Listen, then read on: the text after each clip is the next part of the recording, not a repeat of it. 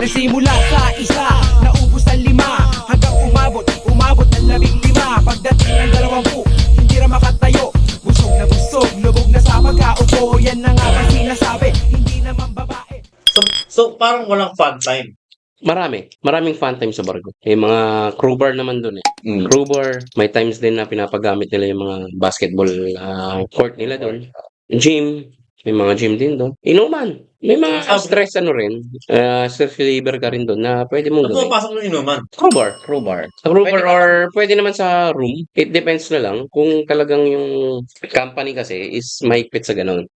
Wala kang day off eh. Ano naman sisingit yung inom? I-insert mo na after ng dinner duty Dinner duty. bago ka matulog. Ganun, pamparelax Tuloy mo ka. lang na Kasi once na natapos na yung dinner duty mo, pinaka-late na yan, mga 11 or 10:30. Late na yan. Nagko-close ang Nagka-close ang crew bar. 1 or 2. Ganun. Pwede kang bumili, relax ka lang. Pwede kang mag-chill or pwede kang I-shot mo. ako lagi ko kasing ginagawa, pampabilis lang rin ng kontrata. Mga kapwa Pilipino rin, mga nakakasama ko na dati, mga nakainuman ko na rin dati. Sila rin yung nakakainuman ko pag nakasama ko sila sa barko ulit. Parang kakwentuhan lang. Kilala mo na eh. May labas mo lang yung ano mo, pagod mo sa araw na yun, di ba? Malaking bagay yun.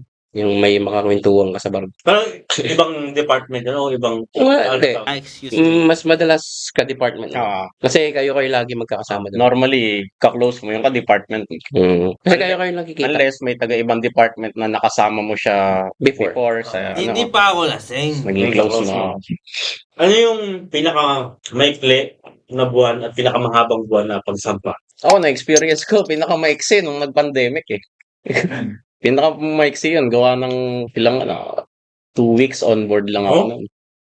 Kasi yan na, Pinauwi na, kakasampa ko lang kasi yung luggage ko, hindi ko pa nalalabas lahat.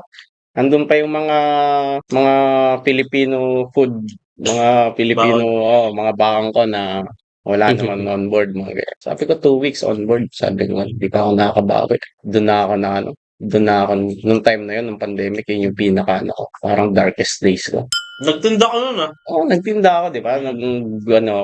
Pares. Tinda ako ng Chili. kung ano, chili garlic, mga ganon. Kahit na anong masustain lang yung Mga araw-araw. pang-araw-araw. Hindi pwedeng hindi ka gumawa ng paraan eh. Pamilyado ka eh. Nag-stop yung career mo. Hindi pwedeng hindi naman unstoppable naman yung mga bills eh. Kailangan mo gumawa. Kailangan mag-isip ng diskarte kung paano ka makakapag-provide. Ganun. Lahat naman eh. Longest. Ang longest ko nung first contract ko. Kasi first time eh. First Hindi time mo alam. ko.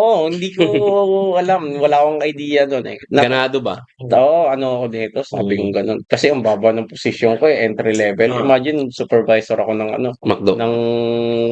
Nag-hotel din ako sa Emirates Grand Hotel. Ang sarap. Nag-supervisor din ako doon ng buffet. Imagine, land-based kasi yun eh. So, pagka nag-apply ka rito, sea-based to, iba rito, ay gaano kataas ang posisyon mo, nandito ka sa entry level. Kahit gaano mong galingan sa interview mo, dito ka entry level. Baba ko noon, ako noon? Nasa mess ako noon. Pag sinabi mong mess sa barko, ikaw tagalinis ng pinagkainan ng mga kapwa mo crew members. Hindi ka pa nagsiservisyo sa Customer.